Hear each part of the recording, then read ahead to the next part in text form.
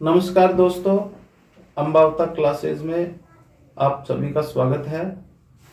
आज मैं कोरोना की वजह से पूरे देश में लॉकडाउन लगा हुआ है।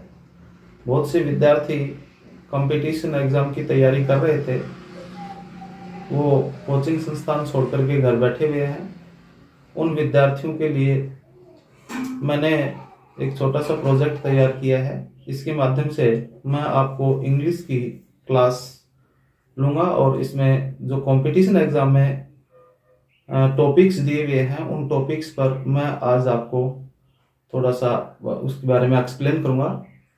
बहुत से विद्यार्थी ऐसे हैं जो इंग्लिश को एक कठिन सब्जेक्ट मानते हैं। मैं आपको विश्वास दिलाना चाहता हूँ, यदि आप इसको स्टेप बाय स्टेप पढ़ोगे, जीरो लेवल से पढ़ोगे, ये समझ में आ जाएगा इजी वे में। प्रैक्टिस करने से हर सब्जेक्ट इजी हो जाता है। देखिए, मेरा आज का जो टॉपिक है वो है सब्जेक्ट वर्ब एग्रीमेंट। इस टॉपिक को दूसरे कॉन्कर्ड नाम से भी जाना जाता है। इसे हम कॉन्कर्ड भी कहते हैं। इससे संबंधित प्रश्न, इस टॉपिक से संबंधित क्वेश्चन हर प्रतियोगी परीक्षाओं में पूछे जाते हैं। वर्तमान में पटवार भर्ती परीक्षा में भी एक टॉपिक दिया हुआ है कॉमन एरर्स वाला। तो ये सब्जेक्ट वर्ब का जो टॉपिक है, इसमें कॉमन एरर्स पर भी क्वेश्चन बनते हैं। इसके बारे में मैं आज आपको बताऊंगा। देखिए, सब्जेक्ट वर्ब एग्रीमेंट में क्या होता है, सब्जेक्ट के साथ में वर्ब का एग्रीमेंट होना, अर्थात सब्जेक्ट के साथ क्रिया की सहमति ही सब्जेक्ट वर्ब एग्रीमेंट होता है। सबसे पहले हमें ये देखना है कि वर्ब होती क्या है, क्रिया किसे कहते हैं। तो हम वर्ब को इस तरीके से समझ सकते हैं। देखिए, मैं एक वर्ड लिखता हूं, गो। गो का मतलब जाना होता है। कम, कम का मतलब आना होता है। रीड, रीड मीन्स पढ़ना।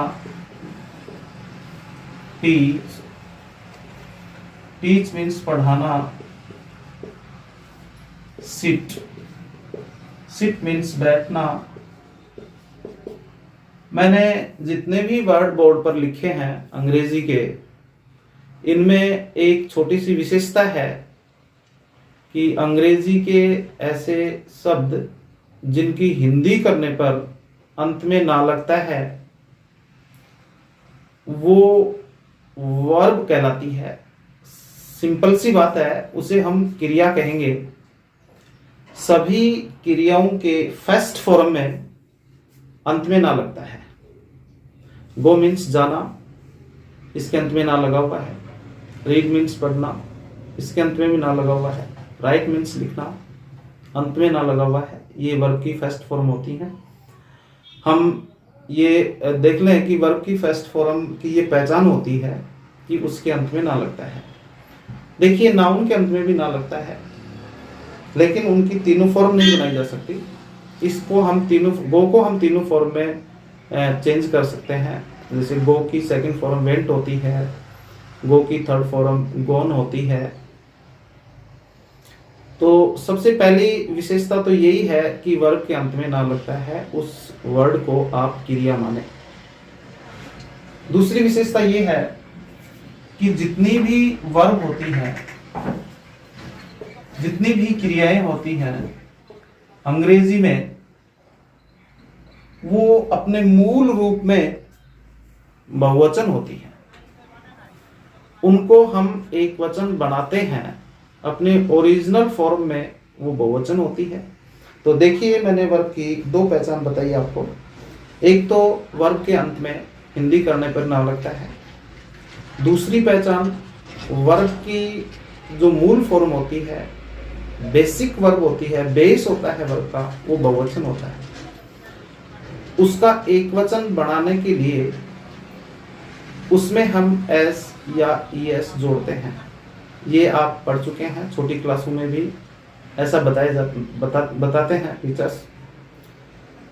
जैसे गो बहुवचन है और इसका एक वचन हम क्यों बनाएंगे, गो में एस या ईएस क्यों लगाएंगे। देखिए, यदि हम गो का यूज किसी बहुवचन सब्जेक्ट के साथ करते हैं तो उसके साथ हम इसका ऐसे कैसा यूज कर सकते हैं।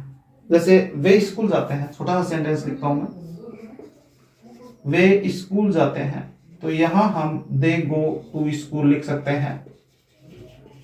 ऐसा लिख सकते हैं, क्यों लिख सकते हैं, क्योंकि इस वाक्य में सब्जेक्ट दे है। हमारा टॉपिक है सब्जेक्ट वर्ब एग्रीमेंट, और इसमें हम वर्ब की सहमति सब्जेक्ट के साथ में, वर्ब की सहमति होनी चाहिए। इसमें सब्जेक्ट दे है सेंटेंस में, और वर्ब इस सेंटेंस में गो है। मैंने आपको बताया कि वर्ब मूल रूप में बहुवचन होती है, ये गो प्लूरल है। जितनी भी वर्ब होती है वो मूल रूप में प्लूरल होती है, मूल रूप में बहुवचन होती है। यदि वाक्य का सब्जेक्ट बहुवचन है तो हम वर्ब के मूल रूप को लिख देंगे, सेंटेंस सही हो जाएगा। लेकिन यदि सेंटेंस का सब्जेक्ट एक वचन है तो हम वर्ब का भी एक वचन बनाएंगे। याद रखिए, वर्ब की फर्स्ट फॉर्म का जब हम एक वचन बनाते हैं, वर्ब की फर्स्ट फॉर्म होती है जिसके अंत में ना लगता है, और उसको एक वचन में चेंज करेंगे तो ऐसे यस लगाएंगे। यदि यहां सब्जेक्ट राम होता तो राम गो टू स्कूल, ये सेंटेंस गलत हो जाता। इस सेंटेंस में गलती है। गलती क्या है, क्योंकि वर्ब का एग्रीमेंट सब्जेक्ट के साथ सही नहीं है। सही क्यों नहीं है, क्योंकि सब्जेक्ट इस सेंटेंस में एक वचन है, ये सब्जेक्ट है और सिंगुलर है, और वर्ब इस सेंटेंस में प्लूरल है। अब वर्ब को भी सिंगुलर बनाएंगे सेंटेंस को सही करने के लिए, और वर्ब का सिंगुलर कब बनेगा, जब हम इसमें एस या ईएस जोड़ देंगे। ऐसी वर्ब जिसके अंत में ओ होता है या जिसके अंत में एच होता है, जिसके अंत में एस होता है, प्रायः है उन वर्ब के साथ में हम ईएस जोड़ते हैं एक वचन बनाने के लिए। इस सेंटेंस में गो लिखा हुआ है तो गो का एक वचन गोज होगा, और ये सेंटेंस सही हो जाएगा। जब तक हम इस सेंटेंस में गो का गोज नहीं करेंगे वाक्य गलत होगा। आप समझ रहे होंगे कि गो का गोज क्यों हुआ। गो का गोज इसलिए हुआ क्योंकि वर्ब अपने मूल रूप में बहुवचन होती है, और उनका एक वचन हमने बनाया है, इसलिए ईएस लगा दिया और गो का गोज कर दिया। एक वचन क्यों बनाया, क्योंकि वाक्य का सब्जेक्ट जो था वो सिंगुलर था, और सिंगुलर सब्जेक्ट के साथ में वर्ब भी सिंगुलर लिखनी है। यही सब्जेक्ट वर्ब एग्रीमेंट है। अब हमें करना क्या है, इसकी एक तीसरी विशेषता वर्ब की मैं और बताता हूं। एक विशेषता मैंने सामान्य विशेषता बताई है, जनरली आप इसको याद रख सकते हैं कि वर्ब के अंत में ना लगता है हिंदी करने पर। दूसरी विशेषता मैं आपको ये बता रहा हूं कि वर्ब हमेशा प्लूरल होती है, सभी वर्ब्स प्लूरल होती हैं अपने मूल रूप में, और उनका सिंगुलर बनाने के लिए एस या ईएस लगाते हैं। मैं आपको बार बार ये बात इसलिए बोल रहा हूं कि आपके लर्न हो जाए। तीसरी विशेषता मैं आपको ये बता देता हूं कि जितनी भी वर्ब होती हैं उनके अंदर डू होता है। आप इस बात को अच्छी तरह समझें कि वर्ब जितनी भी होती हैं उनके अंदर डू होता है। आप ये मान लें कि वर्ब बनती ही डू से है, फर्स्ट फॉर्म में डू होता है। जैसे यदि हम ये लिखें कि डू गो बराबर गो, ये बिल्कुल सही है, गलत नहीं है। वे स्कूल जाते हैं तो दे गो टू स्कूल, बिल्कुल सही सेंटेंस है। हम इस सेंटेंस को दूसरे तरीके से भी लिख सकते हैं। इस सेंटेंस को हम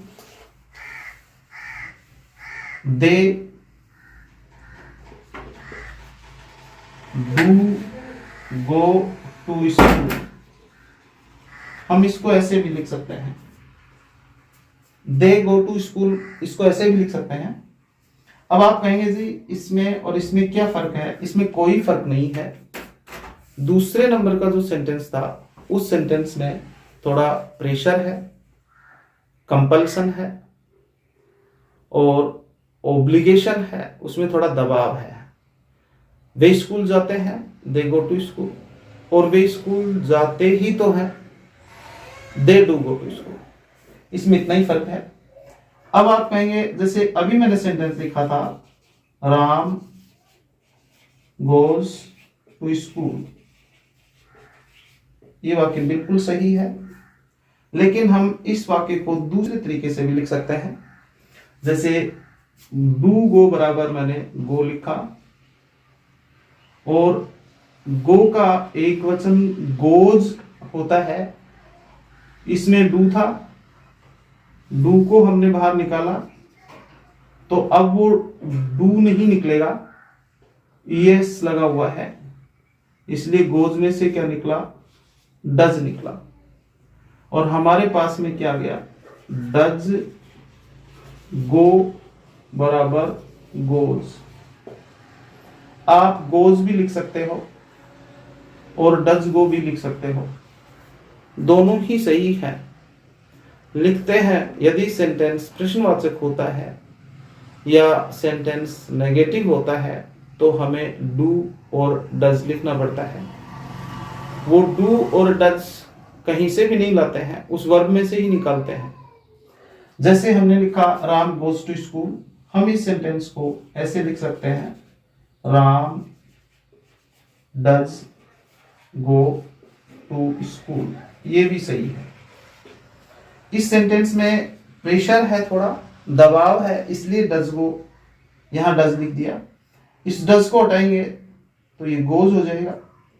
लेकिन यदि सेंटेंस नेगेटिव है तो हमें गोज नहीं लिखना है, गोज में से हमें हेल्पिंग वर्ब निकालनी है, और गोज में से हेल्पिंग वर्ब क्या निकलेगी, डज निकलेगी। गो में से हेल्पिंग वर्ब क्या निकलेगी, डू निकलेगी। अब आप अच्छी तरह से समझ गए होंगे कि गो में से डू निकला है, गो बहुवचन सब्जेक्ट था, बहुवचन वर्ब है, और ये बहुवचन सब्जेक्ट के साथ में यूज की गई थी। अतः जिस सेंटेंस में बहुवचन सब्जेक्ट होता है उस सेंटेंस में डू प्रश्नवाचक वाक्य में और नेगेटिव सेंटेंस में लिखते हैं। जैसे वे स्कूल जाते हैं, छोटा सा सेंटेंस है, दे गो टू स्कूल, और वे स्कूल नहीं जाते हैं, they do not go to school. और वो डू गो में से ही निकला है। राम स्कूल जाता है, Ram goes to school. Ram school नहीं जाता है, Ram does not go to school. वो सेंटेंस में देखना, इसमें लिखा है, यदि हम इस सेंटेंस में ऐसा लिखते हैं, जैसे ये है, राम गोज टू स्कूल, तो नेगेटिव सेंटेंस इसका बनाए तो गो में से क्या निकलेगा, डज निकलेगा, और डज निकलने के बाद में गो बचेगा। सेंटेंस क्या हो जाएगा, Ram does not go to school. ये सेंटेंस क्लियर हो गया होगा। वे स्कूल जाते हैं, दे गो टू स्कूल। इस सेंटेंस में नेगेटिव सेंटेंस बनाएंगे तो क्या हो जाएगा, दे डू नॉट, इसमें से डू निकला, they do not go to school. ये सेंटेंस अब आप समझ गए होंगे डू और डज हेल्पिंग वर्ब में क्या फर्क है। डू और does, does singular helping verb होती है, डज का यूज सिंगुलर सब्जेक्ट के साथ करते हैं, और डू का यूज प्लूरल सब्जेक्ट के साथ में किया जाता है। अब बात यह है, सब्जेक्ट वर्ब एग्रीमेंट में हमें सब्जेक्ट को पहचानना है और उसके साथ में हमें डू या डज लगाना है, इज एम आर लगाना है, वाज या वर लगाना है, हैज या हैव लगाना है। देखना, कुछ हेल्पिंग वर्ब्स ऐसी होती हैं जो पेयर में आती हैं, जोड़े में आती हैं। मैं लिखता हूं यहां, जैसे अभी मैंने एक्सप्लेन किया डू और डज, आप अच्छी तरह से समझ गए होंगे। डू और डज, इसमें सिंगुलर हेल्पिंग वर्ब डज है और प्लूरल हेल्पिंग वर्ब डू है। क्यों है सिंगुलर हेल्पिंग वर्ब डज? क्योंकि डज में एस और ईएस लगा हुआ है, डू में एस ईएस नहीं लगा हुआ है। वर्ब की पहचान मैंने बताई, वर्ब में ना लगता है हिंदी करने पर, वर्ब के अंदर डू होता है, और वर्ब हमेशा प्लूरल होती है। उसका सिंगुलर हम एक वचन सिंगुलर बनाने के लिए उसमें हम एस या ईएस लगाते हैं। अब हम ये देखेंगे कि वाक्य में सब्जेक्ट के अकॉर्डिंग हमें डू और डज का यूज करना है। सब्जेक्ट के अनुसार ही हमें इज, एम और आर का यूज करना है। सब्जेक्ट के अनुसार वाज और वर का यूज करना है। सब्जेक्ट के अनुसार हमें हैज और हैव का यूज करना है।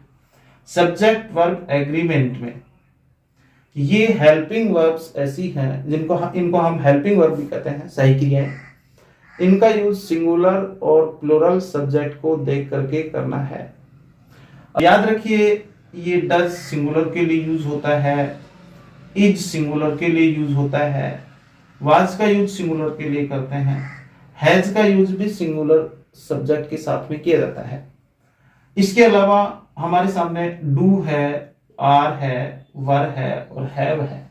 इन सहायक क्रियाओं का यूज हम प्लूरल सब्जेक्ट के साथ में करते हैं।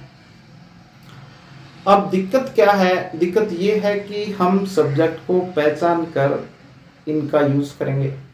आप कहेंगे जी बहुत इजी सी बात है, सब्जेक्ट पहचान लेंगे और उसके साथ में हम इज, एम, आर लिख देंगे। सब्जेक्ट प्लूरल है तो आर लिख देंगे, सिंगुलर है तो इज लिख देंगे, वाज लिख देंगे, हैज का यूज कर देंगे। लेकिन ये इतना आसान नहीं है कि सब्जेक्ट को आप रिकॉग्नाइज करेंगे, आपको पता नहीं चल पाएगा कि ये एक वचन है या बहुवचन है। इसके लिए मैं आगे बढ़ता हूँ। कुछ सब्जेक्ट्स ऐसे होते हैं जो दिखने में हमें बहुवचन लगते हैं, कुछ नाउन्स ऐसी होती हैं जो दिखने में बहुवचन होती हैं लेकिन वो एक वचन मानी जाती हैं और उनके साथ में एक वचन सहायक क्रिया का यूज ही किया जाता है। मैं लिखता हूँ कुछ सेंटेंस बोर्ड के ऊपर, देखना।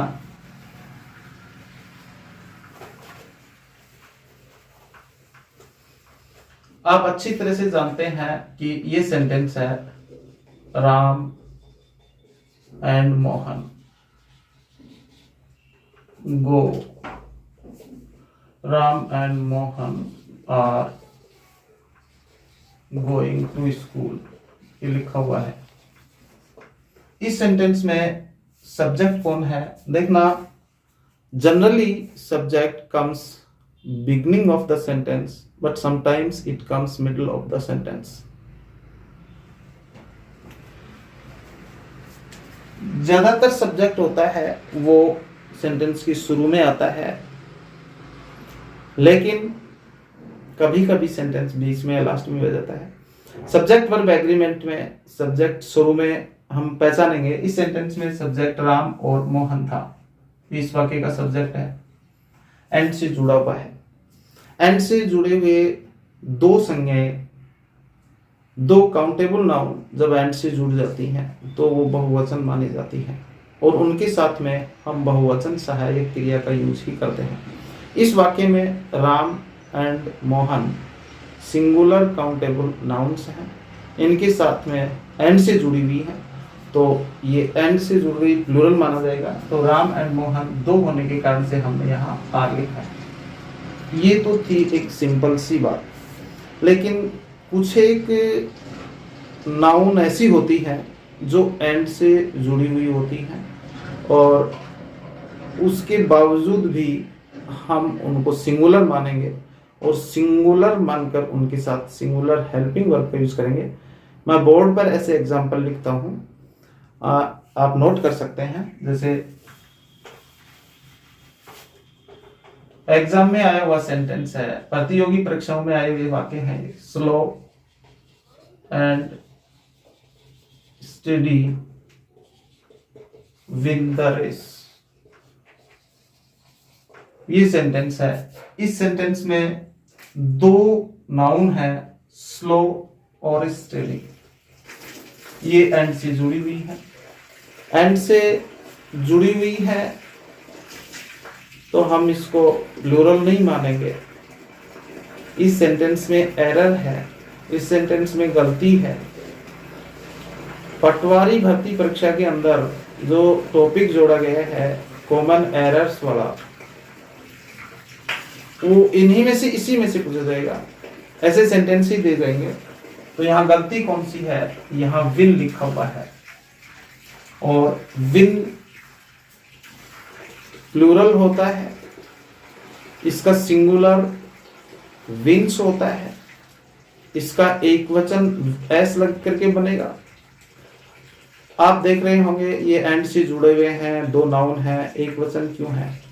ऐसी बहुत सी नाउन्स हैं, मैं बोर्ड पर लिखूंगा, आप उनको नोट कर लेना, फिर हम उनकी एक्सरसाइज करेंगे, सेंटेंस में उनका यूज करके देखेंगे। बार बार यूज करने से सेंटेंस में बार बार उनका हम यूज करेंगे तो वो हमें लर्न हो जाएंगी।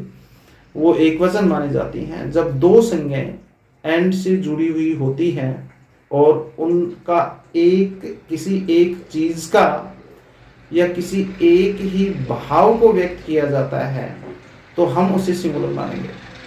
मैं फिर बता देता हूं, जब दो संज्ञाएं एंड से जुड़ी हुई हों और उनका भाव किसी एक वस्तु या किसी एक ही भाव को वो व्यक्त कर रही हो तो हम उन्हें सिंगुलर मानेंगे। जैसे एक सेंटेंस मैंने बोर्ड पर लिखा है, स्लो एंड स्टेडी, ये एक ही भाव दे रहा है इसलिए इसको सिंगुलर मानेंगे। गलती कहाँ है, इस सेंटेंस में गलती विन नहीं होगा, यहां विंस होगा, एस लगेगा। अब एग्जाम की दृष्टि से परीक्षा में मैं जो सेंटेंस या जो नाउन लिख रहा हूं, मैं नाउन लिख रहा हूं, ये परीक्षा में आते हैं, इन्हीं में से प्रश्न पूछे जाते हैं। आप इनको नोट कर सकते हो, ऐसी कौन कौन सी नाउन्स होती हैं जो एक ही भाव देती हैं, एंड से जुड़ी हुई होती हैं। जैसे स्लो एंड स्टेडी है, स्लो एंड स्टेडी, धीरे धीरे और मंथर चाल विजय दिलाती है। दूसरा है ड्रिंकिंग एंड ड्राइविंग, एंड से जुड़ी हुई हैं दो संज्ञाएं, ये सिंगुलर है, drinking and driving. Coming and going, ये भी सिंगुलर है। हॉर्स एंड कैरीज, ये भी सिंगुलर है।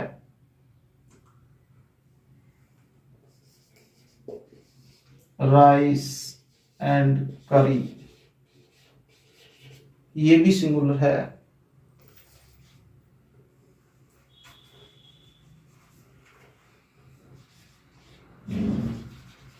ब्रेड एंड बटर, ये भी सिंगुलर है। Crown and glory,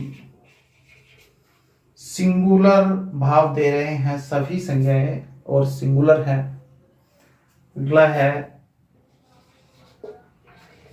rise and fall, उतार चढ़ाव, सिंगुलर है। हैमर एंड सिकल, हाशिया होता है हैमर एंड सिकल, ये भी सिंगुलर है।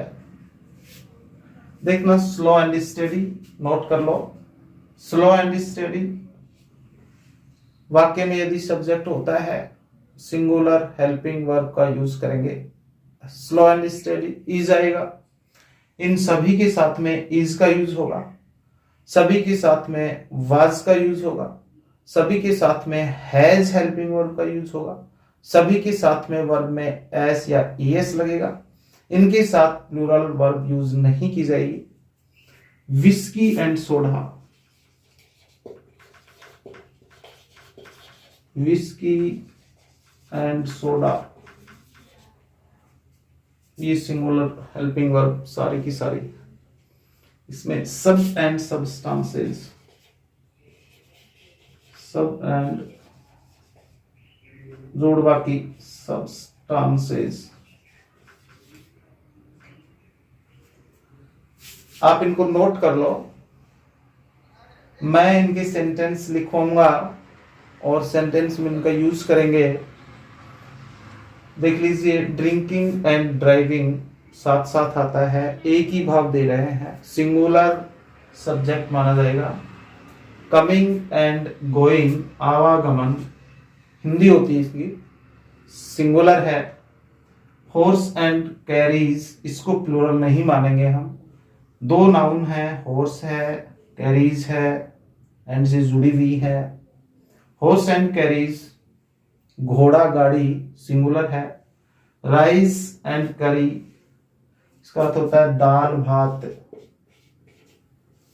दाल भात ये भी सिंगुलर है। ब्रेड एंड बटर जानते हैं आप, ये भी सिंगुलर है। Crown and glory singular subject है, सिंगुलर ही वर्ब का यूज करेंगे। Rise and fall, hammer and sickle, whisky and soda, सब एंड सब्सटेंसेस, ये सभी जो नाउन्स मैंने लिखी हैं जो एंड से जुड़ी हुई हैं, एंड से जुड़ने के बाद भी इनका एक ही भाव है, एक ही सेंस दे रहे हैं, और अतः इनको हम सिंगुलर मानेंगे और इनके साथ में सिंगुलर हेल्पिंग वर्ब का यूज करेंगे। मैं इनको मिटा देता हूं, आप सेंटेंस लिखता हूं।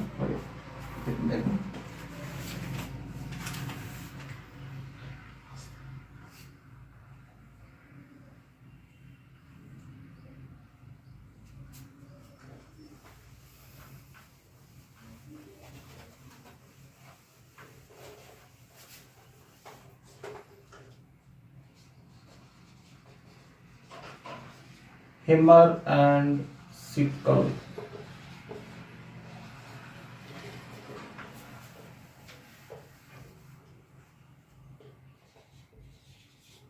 were there। देखिए साथियों, इस सेंटेंस में गलती है, एरर है। आप समझ गए होंगे कि कहाँ गलती है और क्या लिखना था। इस सेंटेंस में हैमर एंड सिकल ये सिंगुलर है और यहाँ वर नहीं आएगा, वर गलत है, वर की जगह वाज लिखना है। अब ये सेंटेंस सही हो गया, वाज लिखेंगे। Hammer and sickle was there. Crown and glory of life are character.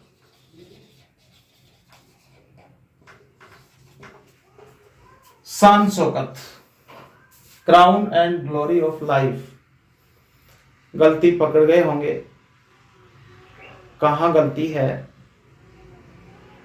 एक नंबर नियम मैंने आपको बताया है कि ऐसी दो संज्ञाएं जो एंड से जुड़ती हैं और उनके बाद भी वो सिंगुलर होती हैं। मैंने सभी नाउन्स सभी सब्जेक्ट्स लिखवाए हैं, मैंने आपको ऐसी नाउन लिखवाई हैं जो एंड से जुड़ी हुई हैं, सिंगुलर मानेंगे। तो crown and glory of life, यहाँ आर नहीं आएगा, यहाँ इज का यूज होगा, याद करना है इनको।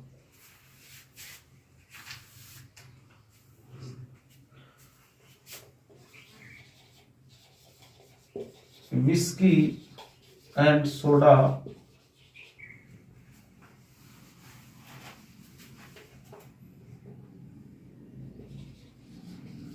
were there on the table। Sentence में कहाँ गलती है समझ गए होंगे। वो सेंटेंस में वाज आएगा, यहां वर नहीं आएगा, वाज का यूज करेंगे। अब मैं आपको बता देता हूं कि नेक्स्ट चैप्टर में ऐसे सेंटेंस का कलेक्शन करके जो परीक्षाओं में आए हुए हैं, प्रतियोगी एग्जाम्स में, इस टॉपिक से संबंधित, इस नियम से संबंधित, इस रूल से संबंधित, वो मैं आपको अगली कक्षाओं में प्रैक्टिस के रूप में लिखवा दूंगा। अब मैं दूसरा नियम लिखवाता हूं, एक बार आप इसको लिख लीजिए। दूसरा रूल क्या है सब्जेक्ट वर्ब एग्रीमेंट का। देखिए, कुछ शब्द ऐसे होते हैं जैसे सम है, नो, एनी, एवरी। ये 4 वर्ड मैंने बोर्ड पर लिखे हैं, आप नोट कर लो। सम, नो, एनी, एवरी। इनके साथ में, इन 4 वर्ड्स के साथ में यदि हम 1 लिखें, बॉडी लिखें और थिंग लिखें। 4 वर्ड बोर्ड पर लिखे हुए हैं, याद हो गए होंगे।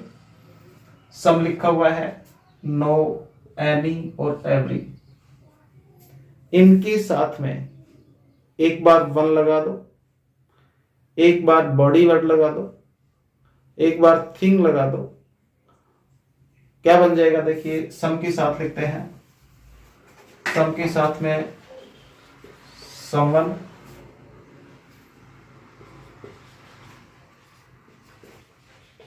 Something, somebody. ऐसे ही नो के साथ में लगाएंगे तो no one, nothing, nobody. Any के साथ में लगाएंगे एनी वन, एनीथिंग, एनीबॉडी। 3 शब्द लगा रहे हैं हम उनके साथ में, याद रख लो अलग से। जैसे 1 है, बॉडी है और थिंग वर्ड है। तो समवन हो गया, समथिंग हो गया, समबॉडी हो गया, नो वन, नथिंग, नोबॉडी हो गया, एनी वन, एनीथिंग, एनीबॉडी हो गया। ऐसे ही एवरी वन, एवरीथिंग, एवरीबॉडी। अब ये जितने भी नाउन्स हैं, इन वाक्य, यदि ये वर्ड किसी सेंटेंस में सब्जेक्ट का काम करते हैं तो ये हमेशा सिंगुलर होंगे। याद रख लीजिए, सम, नो, एनी, एवरी। इनके साथ में सम, नो, एनी, एवरी के साथ में 1 लगा दो, थिंग लगा दो, बॉडी वर्ड लगा दो, someone, something, somebody, no one, nothing, nobody, anyone, everything, everybody. ऐसे ही इनको जब हम सब्जेक्ट में, इनका यूज किसी सेंटेंस में सब्जेक्ट के रूप में किया जाएगा तो ये सिंगुलर होंगे और इनके साथ में सिंगुलर हेल्पिंग वर्ब का ही यूज होगा। लिख लो इनको, someone, something, somebody, no one, nothing, nobody, anyone, anything, anybody, everyone, everything, everybody. यदि ये किसी सेंटेंस में सब्जेक्ट होते हैं तो इनके साथ में वर्ब का एग्रीमेंट सिंगुलर का ही होगा। इनके साथ सिंगुलर हेल्पिंग वर्ब का यूज ही करेंगे। इनके साथ में इज, वाज, हैज या डज का ही यूज किया जाएगा। इनके साथ वर नहीं आएगा, इनके साथ में आर का यूज नहीं करेंगे, इनके साथ में हैव का यूज नहीं करेंगे। जैसे मैं सेंटेंस लिखता हूं,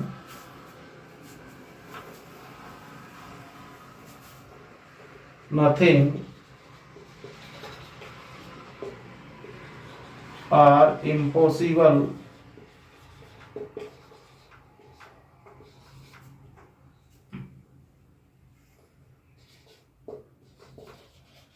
in this world. Nothing are impossible in this world. आप समझ गए होंगे गलती कहाँ है, एरर कहाँ है, गलती कहाँ है, समझ गए होंगे। गलती इसमें नथिंग लगा हुआ है, नो था, नथिंग, आर नहीं आएगा, यहाँ इज का यूज होगा और सेंटेंस होगा nothing is impossible in this world.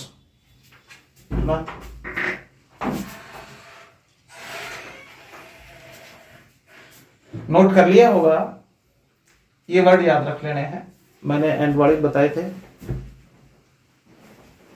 और देखिए, नथिंग आर इम्पॉसिबल की जगह nothing is impossible in this world होगा। समथिंग है, एवरीथिंग है, एवरीबॉडी है।